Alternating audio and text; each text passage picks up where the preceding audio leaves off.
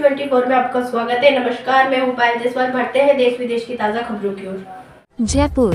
Pandit Deendayal Upadhyay Gangauri hospital के चतुर्थ श्रेणी कर्मचारियों का अस्पताल प्रशासन के खिलाफ शोषण का गंभीर आरोप। कर्मचारियों का आरोप है कि अस्पताल का नर्सिंग स्टाफ चतुर्थ श्रेणी कर्मचारियों से इंजेक्शन लगवाना, ड्रेसिंग करवाना व अन्य कार्य करवाते हैं व अन्य तरीके से शोषण करते हैं व शोषण के खिलाफ आवाज उठाने पर उन्हें नौकरी से हटाने की धमकी दी जाती है व झूठे आरोप लगाए जाते हैं। पंडित दीनदयाल उपाध्याय गणगौरी हॉस्पिटल की कर्मचारी यूनियन की अध्यक्ष कमला जायसवाल ने बताया कि हॉस्पिटल में महिला कर्मचारियों का शोषण किया जाता है व महिलाओं पर झूठे आरोप लगाए जाते हैं और उनको नौकरी से हटा दिया जाता है।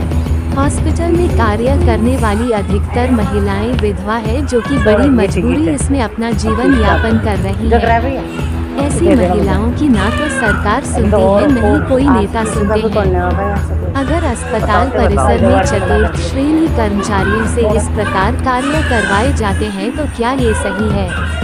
क्या यह मरीजों की जान से खिलवाड़ नहीं है? क्योंकि ऐसे अपेक्षित कर्मचारियों से कार्य करवाना सही है। ऐसे लोगों के खिलाफ सरकार को संज्ञान नहीं लेना चाहिए। ऐसे लोगों के खिलाफ सख्त से सख्त कार्रवाई नहीं करनी चाहिए। तो क्या जो आज तक जितने भी मरीज की मौतें होती हैं और परिजन लापरवाही का आरोप लगाते हैं, तो क्या वह सही आरोप लगाते हैं? आखिर यह कौन है यशविनी इंचार्ज जिसके इशारे पर इस तरीके के कार्य होते हैं? क्या इस यशविनी को सजा नहीं मिलनी चाहिए? आखिर क्या हो रहा है इस पंडित दीनदयाल उपाध्याय गणगौरी हॉस्पिटल में? आखिर क्यों सरकार संज्ञान नहीं ले रही?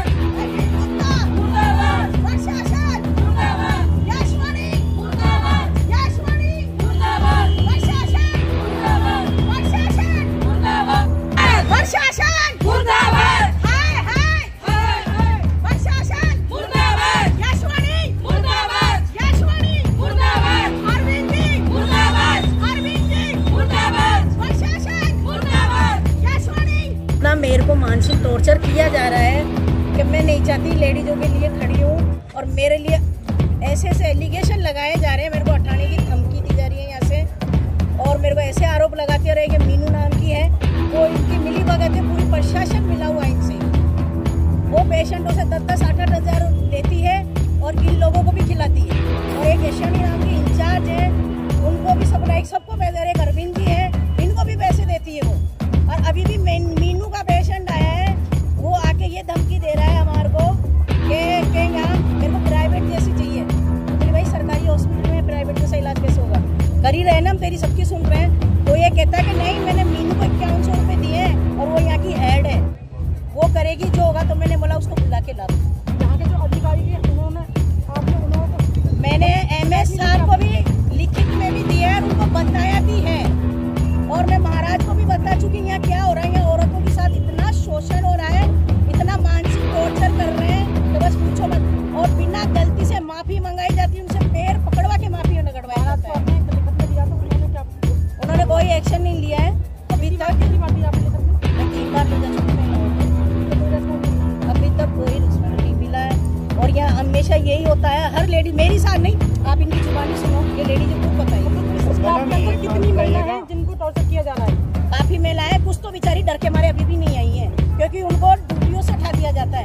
कोई भी अगर ऊंची आवाज में भी बात करती है किसी स्टाफ से, उसको सीधा गेट से बाहर कर देते हैं। अभी भी यही कह रहे हैं कि कमला जी तो जाएगी, तुम लोग भी यहाँ से जाओगे, ये तुम्हारी हिमायती बन रही है ना, इसको तुम भी जाके छोड़ेंगे। और अरविंद जी तो ये कहता है कि मेरे ऊपर बहुत बड़ा मंत्री का हाथ है, कमला जी आप मेरा कुछ भी नहीं बिगाड़ सकते। तो आपने हेल्थ मिनिस्ट्री में इतने सारे अधिकारी हैं, उनको कोई ज्ञापन दिया, कोई लिखित? मैंने सब दे रखा है। मैं 4 बार MS के पास जा चुकी हूँ, मैं नेताओं के पास भी जा चुकी है, पर कोई सुनवाई नहीं हुई।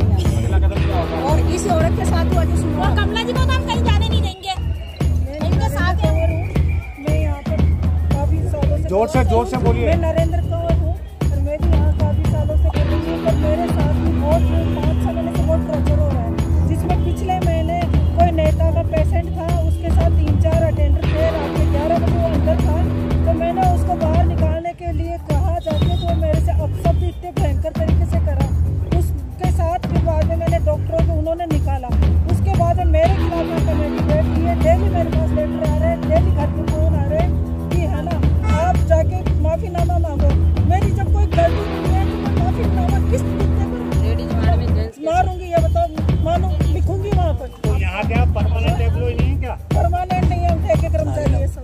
कर्मचारी हैं, अगर 6 के कर्मचारी को धमकी जाती है तो या तो माफी मांगो। के साथ में मेरे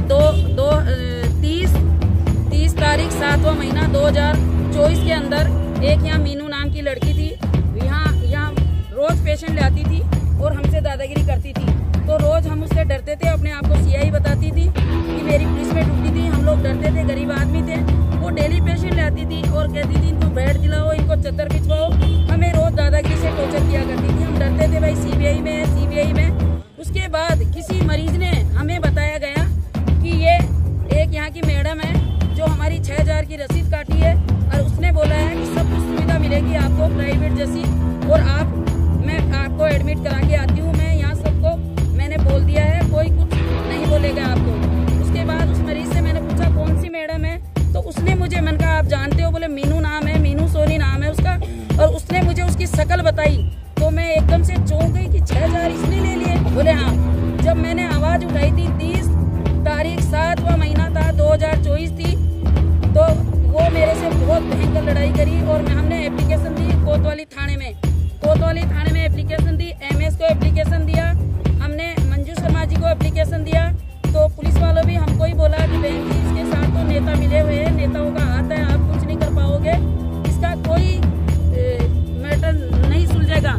जब मैंने पुलिस वालों को बोला कि मेरी एफआईआर दर्ज हो गई तो कुछ कार्रवाई नहीं हुई, बोले बहन जी आप इससे मत पंगा लो। उन्होंने भी मुझे ये बात बोली और अभी तक मेरी एप्लीकेशन का कोई जवाब नहीं मिला है मुझे। और 3 बार मेरे साथ में आदमी पीछा किया रात की टाइम में, जब मैं इवनिंग ड्यूटी करके घर जा रही थी।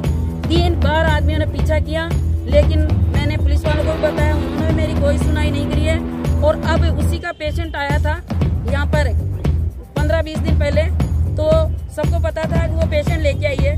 जब वो वार्ड में गया तो उसने उसको सिखा बुझा के भेजा, जबरदस्ती कमला जी का नाम लगाया और एक हमारे लेडीज गार्ड है उसका भी नाम लगाया। उन्होंने पैसों का आरोप लगाया और नरेंद्र जी किसी एक यहाँ कोई नेता का मरीज था, तो उस मरीज को 11 बजे 10 लेडीजों को बीच में से निकालने गई, तब उन्होंने एमआईसीयू में तो उन्होंने निकाला, तो उन्होंने धमकी दी कि हम नेता के मरीज है, तेरे को सस्पेंड करा देंगे 2 मिनट में।